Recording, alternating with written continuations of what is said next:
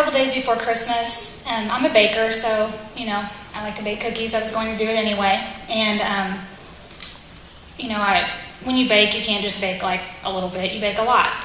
And I kind of wanted to do this for a couple of years, just kind of been on my mind thinking about what are some things around Christmas that we can do to maybe bless someone else, but I never really acted on it. Just kind of like, you know, God telling me, you know, go maybe take your kids and go serve food somewhere, or go do something.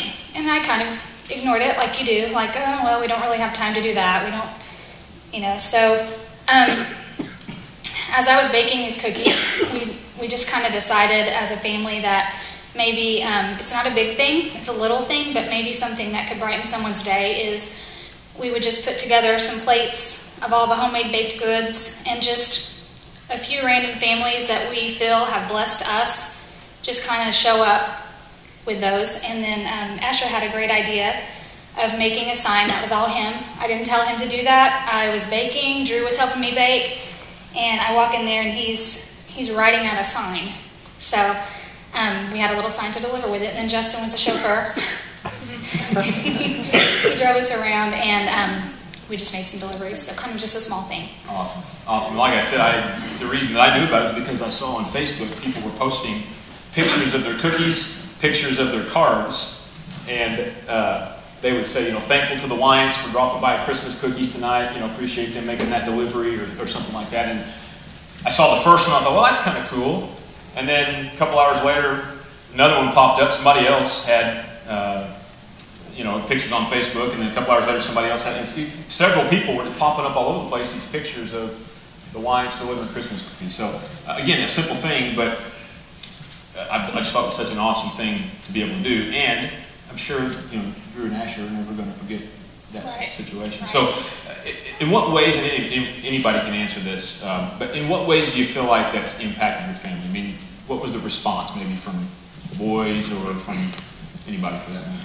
Well, I think we wanted to do it because we wanted the boys to really understand the meaning of Christmas and kind of not the accepting of gifts is not the big deal. You know, it's not the size of the gift, it's not how many you get.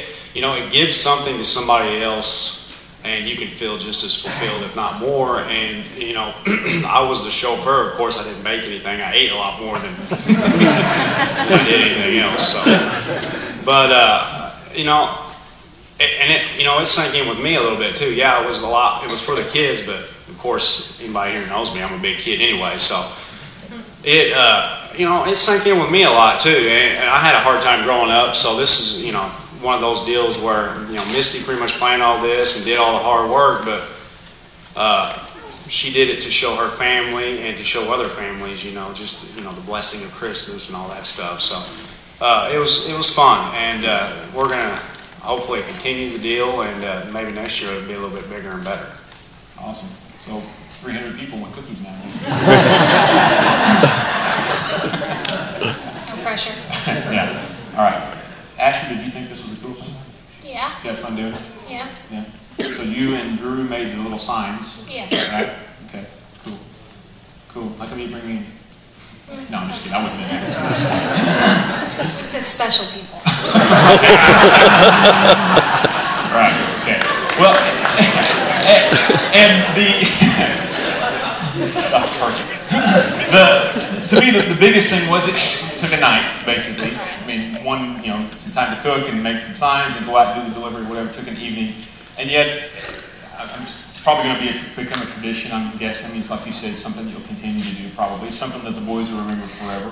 It's a simple thing, and yet you're instilling God's truth. You could have sat the kids down, sat around the table or whatever, got out a Bible and said, "Okay, you all need to serve. God wants us to serve."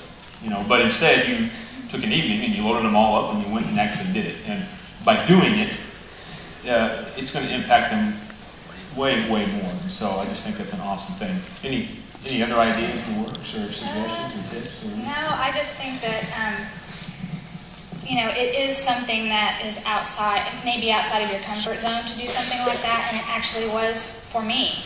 Just to randomly show up at somebody's house. I don't know. Some people might think that's weird.